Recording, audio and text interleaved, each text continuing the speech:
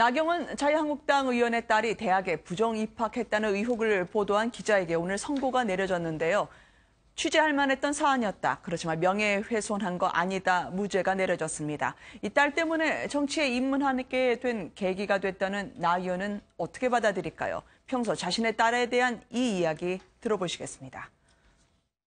듣다 보면 이제 제가 거의 아닌데 잠깐 이렇게 눈에 뜨는데 그러니까 자식 목이 없지 이런 식으로 쓴 거는 조금 기분이 안 좋더라고요. 자신을 헌신하거나 이러한 마음이 없이는 정치하기 굉장히 어렵다고 생각을 하거든요. 근데 나름대로 저는 굉장히 그런 사명감을 갖고 저는 열심히 했다고 생각을 합니다. 그래서 사실은 정치하면서 몸도 굉장히 많이 아파지더라고요.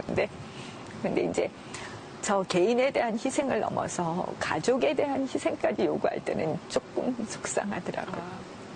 시간을 아이들하고 같이 있는 시간이 별로 없다 보니까 아이들한테는 아무래도 조금은 저는 관대한 거 아닌가 이렇게 생각하는데요. 그래도 아이들이 참 저는 고마운 게 엄마에 대해서 참 무한한 신뢰를 해주고 무한한 애정을 보여주는 것 같아서 참 고맙고요. 저도 아무래도 엄마들은 다 똑같죠. 뭐 다르겠습니까.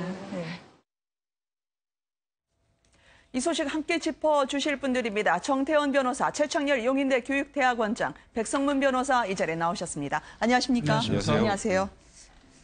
오늘 1심 선고가 아니라면 바른정당 어떻게 받아들일지에 대해서 자유한국당이 나경원 의원이 좀 더 많은 얘기를 할 수도 있었을 텐데요. 사퇴 직후에 바로 목소리를 내던 참 아니었습니까? 어떻게 보셨었나요? 예, 지금 나경원 의원 같은 경우는 지난번 사실 이혜원 의원 네. 지금 입장을 말씀하시는 거죠. 그러니까 그쵸. 이혜원 의원이 사실 지난번 여성 사업가의 그런 부적절한 관계 때문에 구설수에 올랐을 때 지금 통화의 목소리를 낸 부분에 대해서 사실 두 사람은 대학 다닐 때부터 친구고 그리고 네. 상당히 같은 당에서 한솥밥을 먹었던 입장이기 때문에 그러나 지금 입장이 지금 갈려져 있기 때문에 네. 저는 이혜원 의원의 그런 정치적인 구설수와는 별개로 나경원 의원은 나경원 의원대로 자신의 통합론이라는 아마 정치적인 자신의 입장을 그대로 아마 네. 이야기를 했던 것이 아닌가 생각이고요. 그리고 인간적으로는 또 가까운 사이니까 뒤로는 또 이렇게 이혜원 의원의 그런 아마 공공한 처지에 대해서 아마 서로 이야기를 나누고 했을지 않을까 하는 생각을 합니다만 정확히 제가 이렇게 알 수는 없는 상황이고요. 네. 나경원 의원 오늘 해당 기사 선고와 관련해서 1심이긴 합니다만 나경원 의원의 딸이 대학에 입학했을 때 그 심사 과정에서 석연치 않았고 결국은 부정 입학 아니냐라는 기조의 보도가 있었습니다. 구체적으로 어떤 게 문제가 됐다는 건가요? 이게 작년 4.13 총선 전에 이제 이런 보도가 나왔었는데, 나경원 의원의 딸이, 거기 가서 원래 부모님이 누군지 밝히면 안 됨에도 불구하고, 네. 우리 어머니가 나경원입니다라는 얘기를 했고, 그게 기사 내용입니다. 그리고 이제 실기 시험을 봐야 되는데, 네. 이제 반주 MR이라고 하죠. 반주 음악을 준비를 해오지 않아서 나중에 이 학교에서 25분 정도 그걸 섭외해가지고 마련해 주는 것처럼 그렇게 배려를 해서 부정입학이 있다라는 내용으로 이제 기사가 나왔는데, 네. 실제로 이제 확인을 해보니 부모님이 누군지 밝히면 안 된다라는 그런 규정이 없었고, 그리고 반주 음악을 미리 준비해야 될 의무도 없다라는 게 이제 확인이 돼서 네. 나경원 의원 입장에서 이 부분이 굉장히 불쾌했겠죠. 그래서 문제제기라고 고소를 해서 결국 이게 이제 기소가 됐습니다. 허위사실 유포에 명예훼손으로 기소가 됐는데 네. 1심에서는 일부 허위사실, 제가 말씀드렸던 그런 부분은 허위사실이지만 기자에게 그게 허위사실이라는 인식이 없었다. 그래서 허위사실에 대한 인식이 없는 이상 그럼 허위사실 유포에 명예훼손죄가 성립하지 않는다라고 판단을 해서 1심에서 무죄가 나왔고요. 근데 검찰이 이제 항소를 할 그런 입장을 밝힌 상황입니다. 당초 이 보도가 나왔을 때 엄마가 정치인이란 이유로 딸의 인생이 짓밟혔다라고 하면서 이 부분에 대해서 사법적 문제를 삼겠다. 특히 오늘 이게 명예훼손 무죄라니 정치적으로 혹시 사법부가 눈치를 본 게 아니냐라고 바로 반박을 하던데요. 정치적으로 본 거라기보다는 사실 나경원 의원이 정치인이기 때문에 사실 이게 무죄가 나왔다고 볼 수가 있는 거죠. 왜 그런가 하면 네. 이제 우리 헌법과 이제 언론관계 법들은 국민의 알 권리 내지는 표현의 자유와 또 개인의 프라이버시라든지 개인적인 인권과 두 가지를 비교 형량을 해 보는데 네. 이제 문제가 된 사람이 공적인 인물의 경우 정치인이라든지 공무원이라든지 또는 연예인이라든지 그런 경우에는 일반인보다도 국민들이 알 권리가 더 네. 우선된다. 그런 입장을 보이는 거고요. 또 그 문제가 된 그 이슈가 네. 공적인 것이나 예를 들어서 지금 대학 입학은 국민들이 모든 관심이 있는 거 아닙니까? 그렇죠. 개인적으로 무슨 연애하는 게 아니고 그런 거의 경우에도 언론의 자유가 조금 더 우선한다. 그런 차원에서 이것이 이제 처벌하기 어렵다. 그렇게 해서 무죄가 난 것이지 뭐 결코 그 기자의 그 기사가 옳다, 잘했다 그런 취지는 전혀 아닌 겁니다. 만약에 나경원 의원이 정치인이 아니고 일반인이었다고 한다면 네. 유죄가 나올 가능성도 있습니다. 아니 근데 패널 여러분들께 여쭙다 보니까 정작 제 옆에 교육대학원장님이 앉아 계시는데 입학 전형을 여쭙질 못했어요. 면접 많은 학부모들이 가장 대학에서 면접이라 할 때요. 저희 어머니가 누구누구입니다. 특히 국회의원을 하고 계신 분입니다라고 얘기를 하는 게 입학 전형에서는 괜찮습니까? 되게 저는 그렇게 물어본 적도 한 번도 없었고 네. 또 그렇게 얘기하는 학생도 없었어요. 근데 혹시 100배 양보해서요. 따님이 몸이 좀 불편하잖아요. 네. 그러니까 자신이 의도하지 않았는데 그 발언을 할 가능성은 없나요? 글쎄요. 지금 그것까지 제가 단정하기는 어려운데 네. 저는 이런 생각이 들어요. 지금 이제 사법부가 일부 허위 사실이 있다 하더라도 앞서 두 분이 말씀하신 것처럼 네. 기본적으로 대학 교수, 면접을 한 담당 교수라든지 나경원 네. 의원 측에게도 반론의 기회를 줬기 때문에 이제 네. 무죄 선고했다고 하는데 이런 법적인 문제를 떠나서 지금 교육 얘기를 하시니까 네. 사실 나경원 의원은 뭐 자신이 정치를 하게 된 계기도 이 딸 때문이다라는 그렇죠. 얘기도 하고 있잖아요. 그리고 다들 뭐 우리 자녀를 키우고 있습니다만 저런 부분들은 대단히 안타까워요. 저희가 다시 또 검찰이 항소를 해서 다시 또 얘기가 될 수 있는 거잖아요. 네. 그렇다면 그야말로 나경원 의원이 정치인이면서도 상당히 마음이 아프지 않을까 이런 생각이 들어요. 저는 뭐 교육대학원 제가 하면서 면접을 직접 한 건 대학원생들이었거든요. 저는 네. 학부생들은 아니고 그랬는데 아무튼 그런 일은 별로 뭐 잘 흔한 일은 아니니까 아무튼 뭐 대단히 안타깝다는 생각이 듭니다. 네. 어쨌든 상당히 민감한 사안일 것 같아요. 대학이라고 하면 폭발력이 있는 사안이기도 하고요. 또 아픈 딸을 함께 내가 정치도 딸이 학교를 제대로 다니지 못해서 정치를 하게 됐다는 나경원 의원의 입장이 상충이 되는 이번 사건일 것 같거든요. 그렇죠. 지난번 또 이제 지방선거 때 같은 경우는 이제 뭐 1억 원 피부과 이 문제에 또 보도가 있어서 네. 또 그거 관련해서 사실 마음고생 많이 했습니다.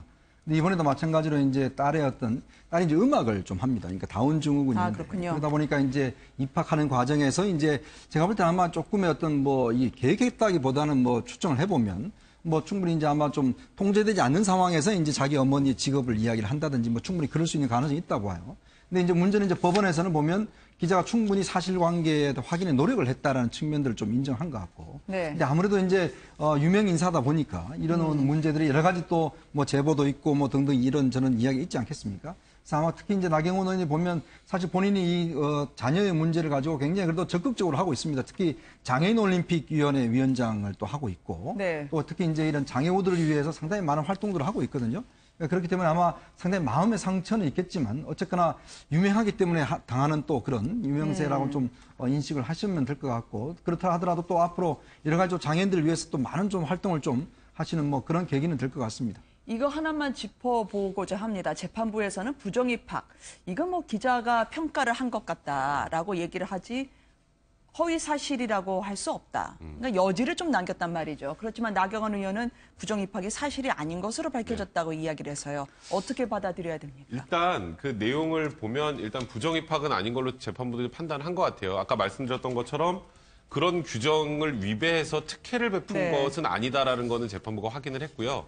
다만 이제 기자가 그런 부분에 대해서 허위라는 인식 자체가 별로 없었다라는 부분 그리고 지금 이 교육제도와 관련된 부분은 굉장히 공공성이 강화되어 있는 부분이기 때문에 네. 이런 부분도 거기다 나경원 의원의 이제 공인으로서의 지위까지 여러 가지를 고려해서 이에 대해서는 사실 아까 말씀드렸던 것처럼 명예훼손이 되지는 않는다라고 판단을 했지만 네. 그 부정입학이 있었는지 부분에 관련해서는 재판부의 내용을 쭉 들어보면 사실상 부정입학은 없었다. 네. 그러니까 일부 허위 사실이 있다는 얘기가 아까 그런 부분입니다. 그런 면에서는 일단 나경원 의원이 얘기했던 우리 딸은 입시 부정을 하지 않았다라는 부분은 재판부가 사실상 인정을 해줬으나 이제 기자를 처벌하지 않는 부분에 대해서는 나경원 의원 입장에서는 굉장히 좀 불편해하지 않나는 생각이 드네요.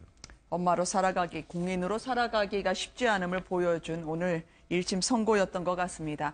정기국회 보이콧 벌써 5째 이어가고 있는 자유한국당입니다. 이번에 강한 야성 보여주겠다고 했는데 오늘 로텐더홀에서 돌아가면서 발언을 하는 일명 보이스 오브 자유한국이 있었습니다.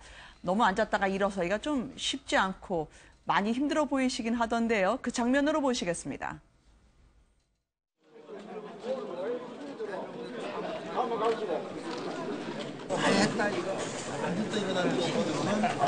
해주시고 또 여타 문재인 정부의 그런 모든 말씀 주셨습니다. 다음은 홍준표 그런 모든 말씀 주셨습니다.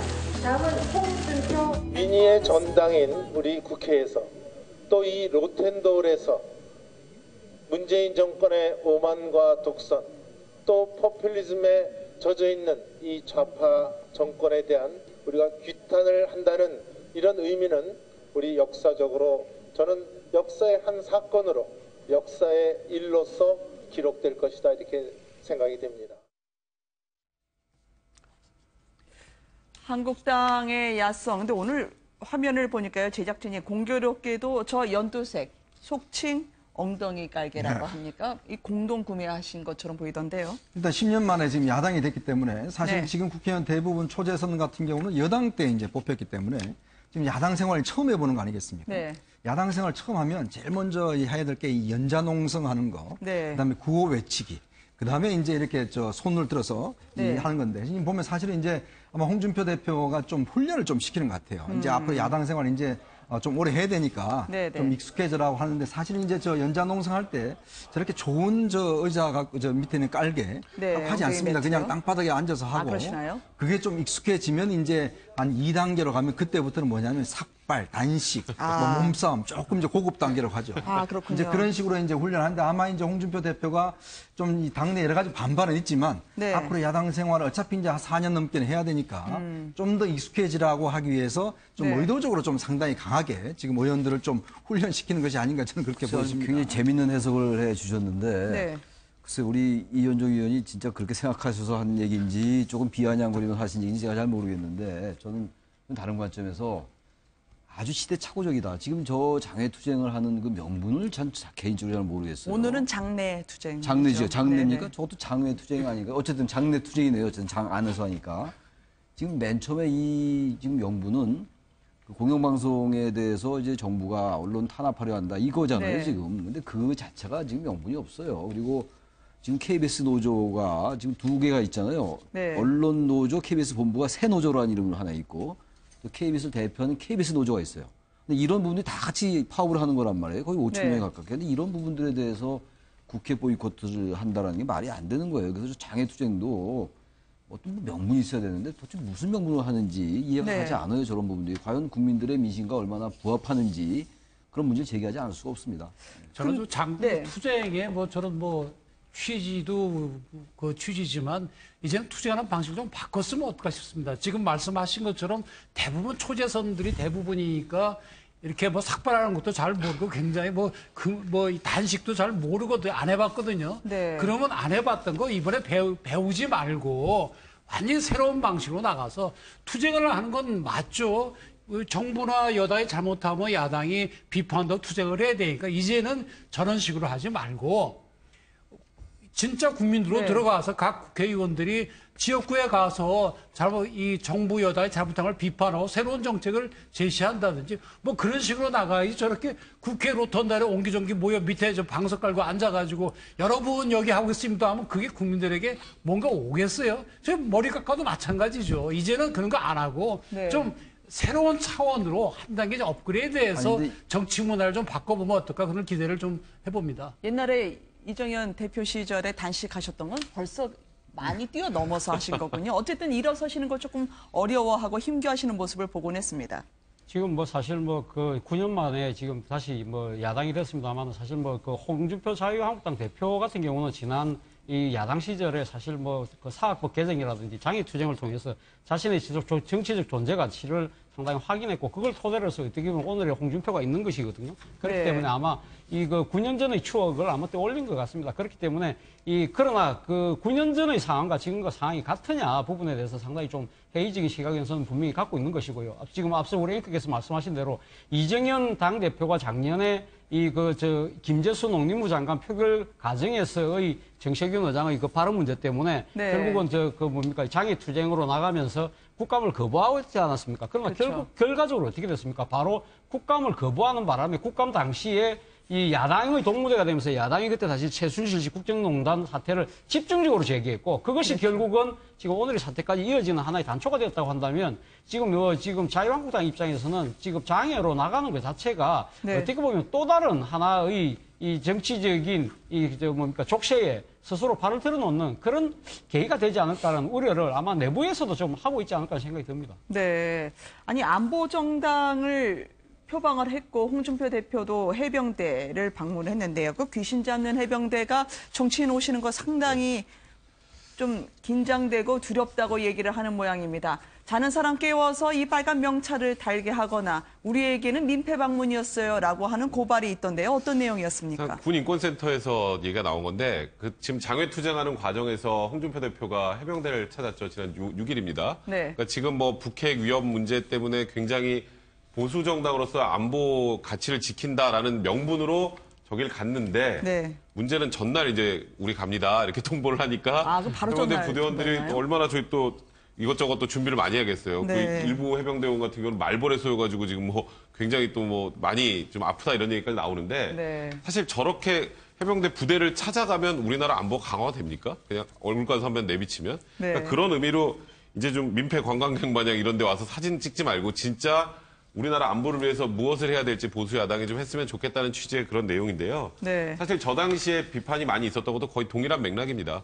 그러니까 보수층에서 강조하고 있는 이 안보와 관련해서 그럼 지금 문재인 정부에서 지금 뭔가 오락가락하고 있다. 북한이 저렇게 핵실험을 하고 있는데 아직도 대화를 생각하느냐 이렇게 비판을 하고 있으면서 정작 자유한국당에서 그러면 어떻게 하면 되는 거에 대한 얘기는 없어요. 그리고 저렇게 해병대 한번 찾아갑니다. 그게 무슨 안보에 도움이 됩니까? 그러니까 저런 부분보다 정말 어떻게 하면 그 북핵 위기에 제대로 대응할 수 있을지 그리고 지금 사실 북핵 위기와 관련해서 저렇게 바깥에 나가서 장애 투쟁할 게 아니라 어떻게든 이거는 여건 야건 문제가 아니라 이렇게 한 자리에 모여서 어떻게 해결하는 것이 가장 좋은지에 대해서 치열하게 논의하고 그런 토론을 해야 될 시점에 저렇게 해병대를 찾아가 사진 찍는 것 이런 거는 좀 그렇게 바람직해 보이지 않습니다. 장외투쟁은 권위주의적 정부화에서 도저히 그 현재 주어진 그런 국회라는 그런 시스템에서는 이걸 막을 길이 없다. 그럴 게 최후로 선택하는 거거든요. 지금 우리가 무슨 독재자가 들어서 갖고 철권 통치를 한 건 아니잖아요. 그러면 이제는 국회로 돌아와서 거기서 열심히 이 입법 관련된 투쟁을 해야죠. 이 행정부에 대한 감시와 견제도 철저히 하고 이제 밖으로 나가면 안 됩니다. 이제.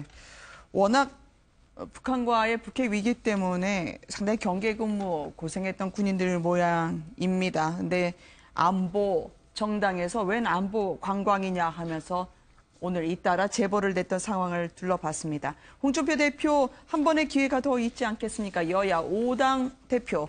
청와대 회동을 아마 다음 주에 추진 중인 모양인데요. 공개적으로 이번에 가지 않겠다고 밝혔습니다. 지난번에는 한미 FTA 때문에 가지 않겠다고 했는데요. 이번에는 어떤 이유일지요? 직접 들어보시겠습니다. 어제 청와대 정무수석께서 찾아와서 5자 회동을 제안했습니다. 사실 그 회동이라는 것은 우리 보고 덜러리 회담에 참석해달라는 요청 이상도이라고 합니다. 그래서 앞으로도 그런 덜러리 회담은 청와대 회동은 진정성이 없기 때문에 참석하지 않겠다. 그래서 지난번에는 안 가시고 수해 현장 복구로 가셨었어요. 네. 근데 이번에는 어디로 가실지 모르겠습니다. 그러니까 지금 그때는 그래도 수해라도 와서 좀 핑계가 됐는데 이번에는 전방도 갔다고 해서 별로 가실 데는 없을 것 같은데 사실 이 홍준표 대표가 뭐 들러리 이야기를 했는데 들러리 서고 안 서고는 홍준표 대표가 어떻게 하냐에 달려 있습니다. 네. 가서 정말 대통령한테 가서 왜 이렇게 하냐 이야기를 하고 비판을 해야죠. 지금 자유한국당을 지지하는 국민들이 얼마나 또 많습니까? 그렇다면 대통령한테 정확히 이 문제에 대해서 이야기를 해야 되지 않습니까? 저도 네. 국회 보이콧도 마찬가지입니다. 이 문제를 갖다 국회에서 장관들 불러놓고 따져야지. 그걸 하기 위해서 국민들이 그 선출해 준 거 아니겠습니까? 근데 지금 장외 집회를 한다는데 그런 시민단체도 할 수 있습니다. 왜 국회의원을 따로 뽑았겠습니까? 그렇게 하라고 국회의원을 뽑아준 거예요. 네. 당대표 왜 뽑았습니까? 대통령한테 가서 정말 대통령 면전에서 이렇게 하면 안 됩니다. 라고 이야기를 하라고 대표를 뽑아준 겁니다. 근데 그걸 지금 한 번도 아니고 지금 두 번이나 지금 안 하겠다는 것이고 제가 볼 때는 아마 속내는 나하고 그냥 단독으로 만나자 뭐 이런 네. 어떤 취지 같은데 그렇지만 지금 만약 이게 오래되면 이게 자칫 대통령을 인정하지 않는 것 아닌가라는 그런 오해도 살 수가 있어요. 자, 이런 엄중한 국면에 지금 김정은이가 뭐 지금 핵을 하고 지금 이런 엄중한 국면에 대통령도 만나지 않으시겠다 그러면 그러지 않고서 지금 미국 가겠다는 거 아니겠습니까? 미국 가서 뭐 미국의 상하원을 만나겠다는데 네. 아니 우리 대통령도 만나지 않으면서 왜 미국 가서 그 상하원을 만납니까? 우선 청와대 가셔서 정확히 그 국민들의 보수적인 어떤 의견을 가지고 국민의 뜻을 저는 정확히 대통령한테 전달하는 게 저는 홍준표 대표의 가장 큰 임무라고 봅니다. 오늘 홍준표 대표가 일본 언론 보도를 인용해서 그 네. 트럼프 대통령과 아베 총리가 그 지금 대화를 하면서 뭐 지금 이 문재인 대통령의 그런 대북관에 대해서 비판을 하면서 뭐 지금 코리아 패싱이다. 그리고 네. 또 문 디스카드라는 표현을 썼습니다. 근데 그 표현을 그대로 빌는다고 한다면 저는 홍준표 대표가 지금 사실 안보를 기치를 하고 있는 보수 정당 입장에서 본다고 한다면 일종의 이 지금 이 국정 디스카드를 하고 있는 것이 아닌가 하는 생각이고요. 안보 네. 디스카드를 하고 있는 것이고 또 한편으로는 지금 4당 체제, 나아가서는 5당 체제라고 할 수 있는 이러한 정당 체제를 완전히 무시하는 또 다른 야당에 대한 패싱을 하고 있는 것이 아닌가 하는 생각이 듭니다. 이것이 어떻게 보면 자신의 정치적인 지위를 문재인 대통령과 1대1 구도로 만들려고 하는 일종의 정치적 목리에서 놓은 거라고는 뭐 볼 수도 있겠습니다만은 네. 어쨌든 그것이 무엇이든 간에 저는 뭐 홍준표 대표가 이런 식으로 계속적으로 이 지금 이 대통령과의 그런 들러리 회담에 참석하지 않겠다고 한다면 청와대도 방침을 좀 바꿀 필요는 있다는 생각이 듭니다. 네. 만약에 지금 이렇게 여야 대표가 공동 이렇게 다 같이 만나는 자리가 그렇게 불편하다고 한다면 대통령께서 시간을 좀 쪼개서라도 그럼 각 정당별로 대표를 1대1로 면담을 해서라도 하나의 지금 이제 국가적 위기인 이 안보 위기를 돌파할 수 있는 이 지금 국론을 하나로 모으는 그런 지혜가 필요하지 않을까 생각도 들긴 듭니다. 아니 사흘 전에도 실장이라도 한번 뵙자라고 청와대로 다 가셨는데 불발이 됐고요. 홍준표 대표는 미국에 가서 오늘 워싱턴 포스트하고 인터뷰 나왔던데 미국에서 모욕받고 중국에서 굴욕을 받고 대북 정책 미국과 한번 논의해보겠다라고 하면 저 비슷한 시기에 미국을 가시게 되는 걸까요? 지금 현재 이 방송 장악 문제도 방송법이 지금 국회에 제출돼 있잖아요. 네. 이거는 국회에서 여야가 보완하고 생각이 다르다면은 네. 또 어쨌든 제도적으로 이걸 입법해 나가야 되는 것이고 또 안보 정당이라고 자칭한다면은 아까 다들 말씀하셨습니다만 지금 안보 위기가 지금 여야 간의 생각이 좀 차이가 있잖아요. 해법에 네. 대해서 뭐 대화와 제재의 병행이냐 아니냐 이런 것들도 있고 사드 배치에 대해서도 야당도 할 얘기가 많이 있어요 지금. 그러니까 문재인 정부가 문재인 대통령이 지지를 70% 내외로 받고 있습니다만 야당의 입장에서 볼 때 비판할 점이 많이 있잖아요. 인사 문제도 있었고 사드 배치 강행 배치도 있었잖아요. 그런 것들을 정확하게 야당적 관점으로 얘기할 수 있는 겁니다. 근데 그걸 네. 왜 자꾸 미국과 또 얘기를 하고 그리고 너무 이 야당의 역할을 포기하는 것이 아닌가. 무엇이 선명한 것인가. 선명히 야당이라고 얘기하는데 무엇이 선명한 건지 모르겠어요. 그리고 국민의 지지를 어쨌든 받고 있는 정부에 대해서 좌파 파퓰리즘 독재라고 그러면 언제까지 그 안보 좌파 그 프레임을 쓸 건지 네. 저렇게 해가지고는 일 야당으로서 위상도 그렇고 본인의 어떤 존재감도 전 드러내기 어렵다고 생각합니다. 그래도 야성으로 아직 야당을 경험 못한 초선 의원들 훈련도 시킬 겸 내일 코엑스를 2시쯤 이후에 가신 분들은 교통 상황 한번 체크해 보셔야 될 것 같은데요.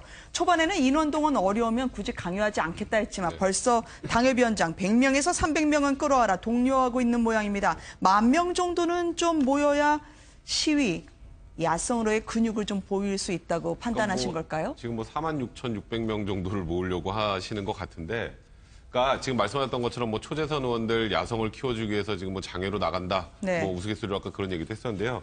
야성을 키우려면 나갈 명분이 명확할 때, 그때 나가서 야성을 키워야죠. 이번에는 사실 조금 전에 교수님도 말씀하셨던 것처럼 명분이 너무 없는 상황이에요. 이게 예를 들어서 네. 언론 장악이라는 표현을 썼는데 그 체포영장 체포영장이 발부돼서 이번에 집행도 안 했잖아요.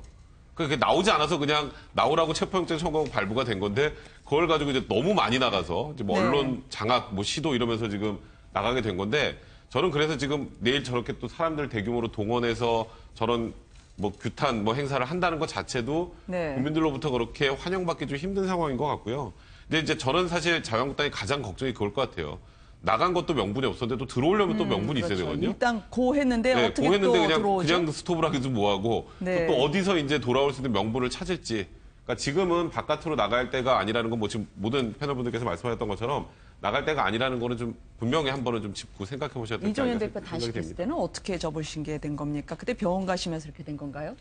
그렇죠. 그때는 이제 네. 결국 뭐 단식 중에 좀 독소가 많이 올라와서 거의 뭐 혼수 상태까지 가서 결국 네. 이제 병원에 가면서 이제 결국 이제 내가 책임질 테니까 뭐 해라 하면서 이제 결국 단식을 풀었는데 그리고 네. 이제 국회에 그것도 풀었는데 사실 이게 참 투쟁에 나가는 거는 좀 쉬워요. 근데 문제는 돌아오는 게 굉장히 힘듭니다. 그래도 뭔가 그래서 정우택 원내대표가 지금 계속 청와대에 사인 보내는 게 지금 뭔가 방송장 안 하겠다는 거 좀 말만 해라 그러면 바로 들어가겠다라고 지금 하는데도 불구하고 지금 안 이루어지고 있는 상황이거든요. 그렇게 네. 한다면 물론 뭐 여당 입장에서 이런 걸 즐길 수도 있는데 좀 야당 입장에서 좀 고려를 해서 좀 포용하는 자세도 저는 좀 필요하리라 봅니다. 아니, 그리고 장외 집회라는 거는요. 저는 언뜻 지금 생각나는 게 네. 박정희 유신 때 그 관제 규탄 데모 같은 거 있었잖아요. 네. 전 그것과 물론 다를 것 같이 비교할 수는 없다 하더라도 지금 어느 시대인데 청중을 동원합니까? 지금 보도에 의하면은 이 서울, 인천 지역, 경기 지역의 국회의원은 몇 명 동원하고 당협위원장 네. 몇 명 동원하고 이런 게 나왔다라고 하는데 뭐 어디까지가 사실인지 모르겠습니다만